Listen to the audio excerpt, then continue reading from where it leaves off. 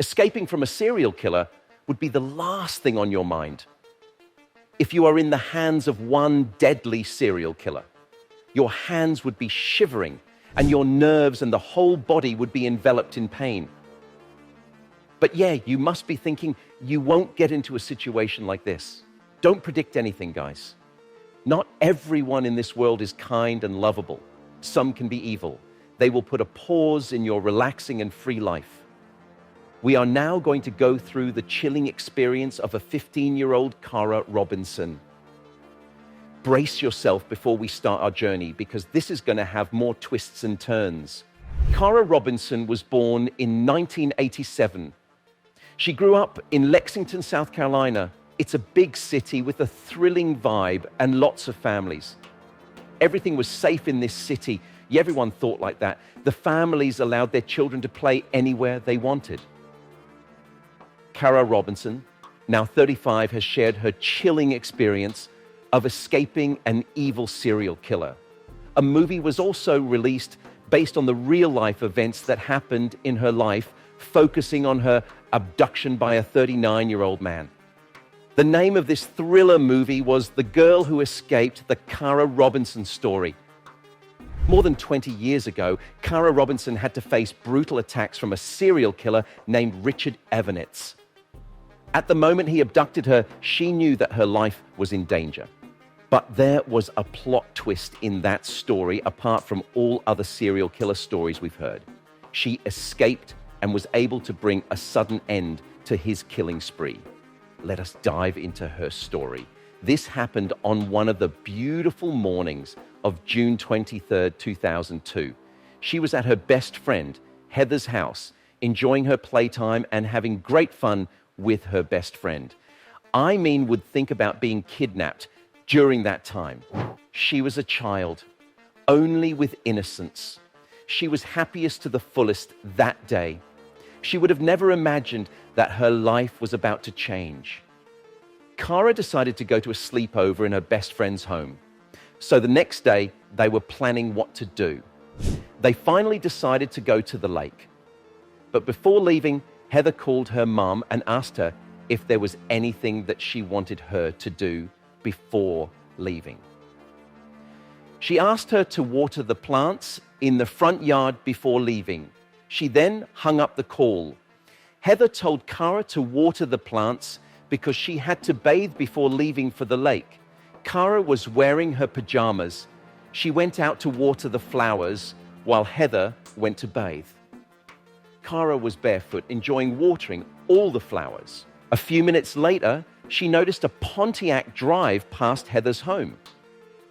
But after a few minutes, she noticed the same car coming back. She was curious and confused, but this time the car was pulled out in the driveway. A man got out of the car. He had a stack of magazines in his hand. He was well dressed as well.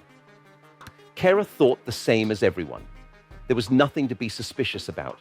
He approached her and told her that he wanted to give those magazines to you and asked her whether her parents were home. Here we go. We can now be suspicious. But Cara was a child back then. Nothing was going through her head at that time. Cara replied that this was not her home and her parents were not there. When she told him it was her best friend's home, he inquired about her mom and asked whether she was home. After getting the answers to all his questions, he handed over the magazines to Cara and asked her to give them to Heather's parents when they were home. But just as he handed over the magazines to Cara, he pulled out a gun, pressed it against her neck, and asked her to get in the car. Now she had no choice. It was too late. Cara entered his car, and before they drove away, he put Cara in a large container and closed the lid. Terrifying, isn't it? He drove the car to his apartment while Cara was curled up inside the container. Every kid will be shocked by this. She was panicked and tensed. Cara was a clever girl. She paid attention to everything that he said to get even a little clue. She even calculated the time of the drive. She says it was about 10 to 15 minutes. She was well aware of her neighborhood, and so she knew where he would be taking her in the period 10 to 15-minute drive. He stopped the car when they reached his home, and he opened the lid of the container. He even told Kara that he was now going to tie and gag her. He then closed the lid and carried her inside. This house was nothing like we expected a house of serial killers to be. It was a normal house with paintings all over, magnets and notes on the fridge about some appointment timings and all. She was shocked and confused to see all this. She even noticed that he had a wife. As I told earlier, she wasn't dumb. But she played dumb enough to fool the attacker. She became super friendly with that criminal and gained as much information as she could. Serial killers love attention, and he loved the attention that Kara gave him. He was happy to answer all the questions asked by her. He told her about his pets and even his past job as a soldier, and was dishonorably discharged from the military. He questioned Kara as well. But the weird part is that he wrote down all her answers in a notebook. One question was whether had any sexual experiences before, and she replied she hadn't. That evening she was violated repeatedly, but all Kara could think was about her survival. She spent each second planning how to escape from this man's house. He emotionally tortured her, saying that she is better off with him. Many serial killers try this torture with their victims. He manipulated her by saying that society will shame you if they get to know that she was raped. He even told her that she could go to the police station and tell that you are raped. She was so sure that this trick would mentally affect her, he was trying to make her feel ashamed for it. During the night, he used to handcuff Kara's hands and legs to the bed and slept next to her. I know what you guys are thinking.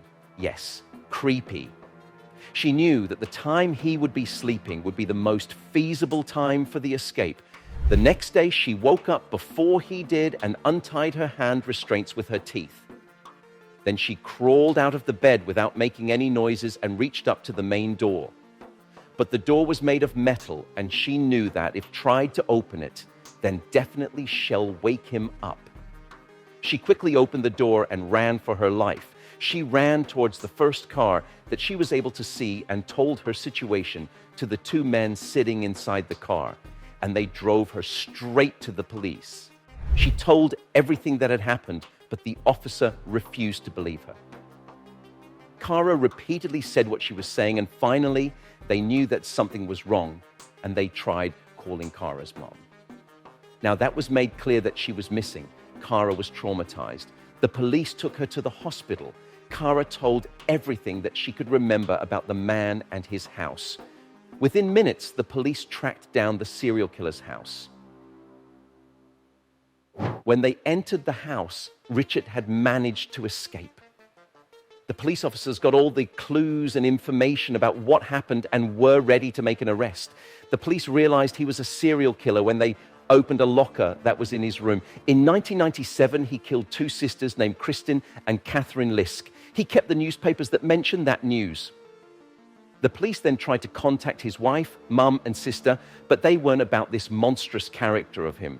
Richards' sister told the police where he was since she spoke to him that day. The police tracked him down in a motel in Florida, but he got some information about the police and he was out by the police reached there. Soon the police noted his car and started to chase him.